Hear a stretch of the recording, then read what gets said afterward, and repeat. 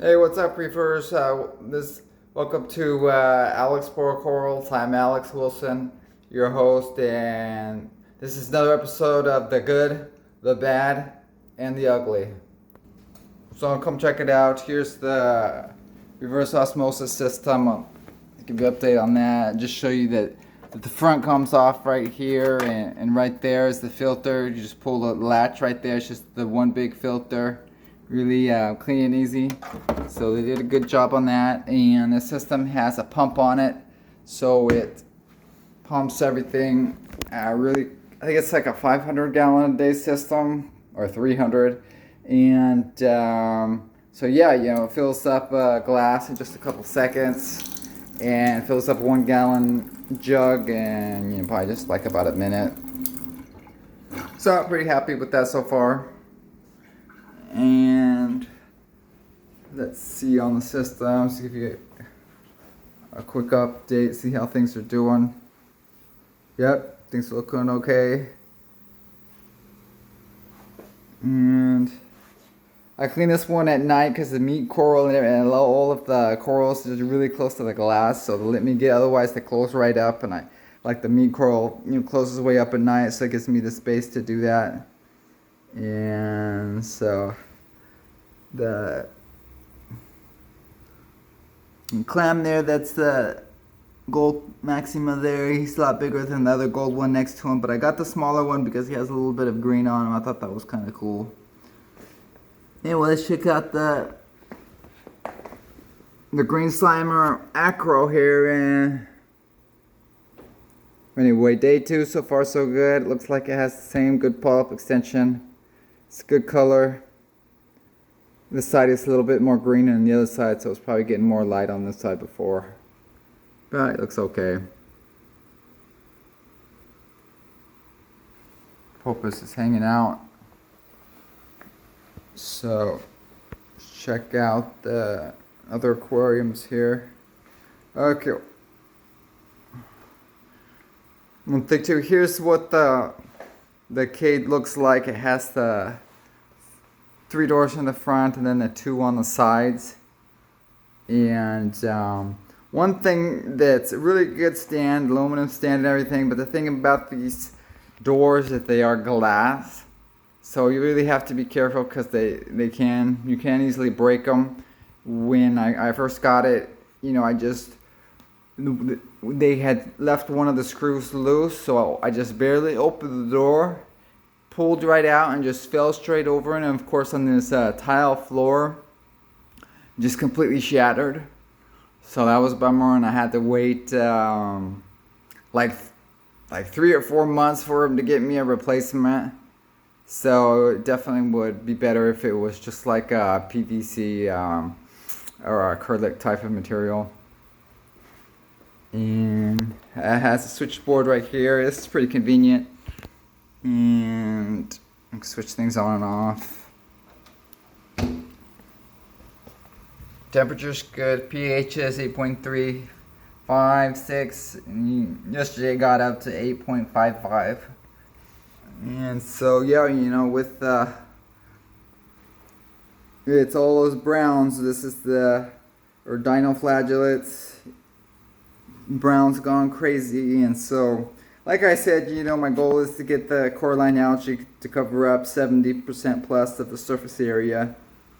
And the other 20 gallon quarantine was like that as well. And then I moved the corals from the quarantine over here, and then I just turned off the lights probably for about a week, and then it was all the algae was completely gone, and then I proceeded to restock it with corals. So that's what the 20 gallon looks like anyway. And so corals are looking the same, pretty good. I already came in here and stirred things up. I hit the sand or the gravel and the rocks a little bit, and I moved this stylophora, turned it around a notch, but it should be looking okay.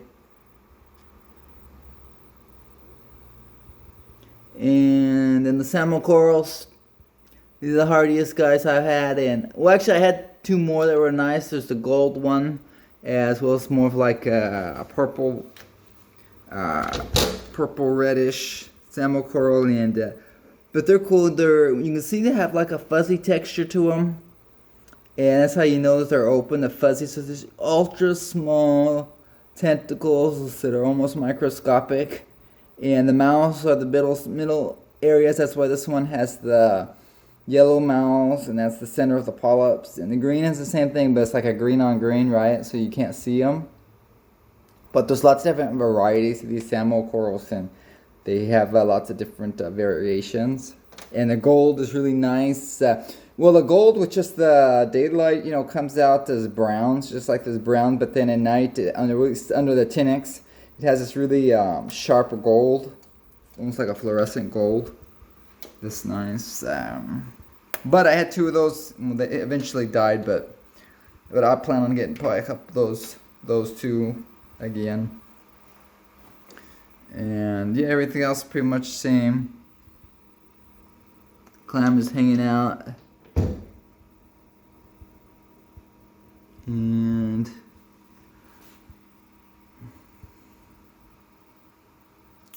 everything else is looking okay. Something going on, yellow tang.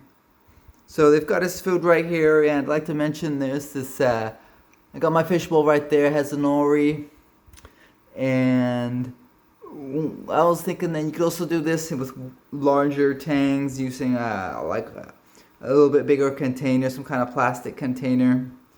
That you can just put the bigger pieces of nori in there and just have them pick out at it, And this one right here, I secured in there with just a little magnet, so I can move it around and easily take it out. And one thing that I like to do is after they eat it out towards the end of the day, I'll just take it out and rinse it out and then let it dry out until the next day. The same thing is with my magnet cleaner. I'll do the same thing just to keep any algae from building up on them. And so, as far as the mechanical filtration, I'm just running some coarse sponge media right there, and underneath that I have a bunch of the fleece. It's just the filter floss fleece, but I'm doing that just mainly to keep the yellow tang out of there, and just possibly some extra area for bacteria to grow. I'm not really worried about cleaning it out or as like polishing it as a filter per se. And this is the other door over here that opens up on this side, and have my probes right there. I stuck them in there towards into the side right there.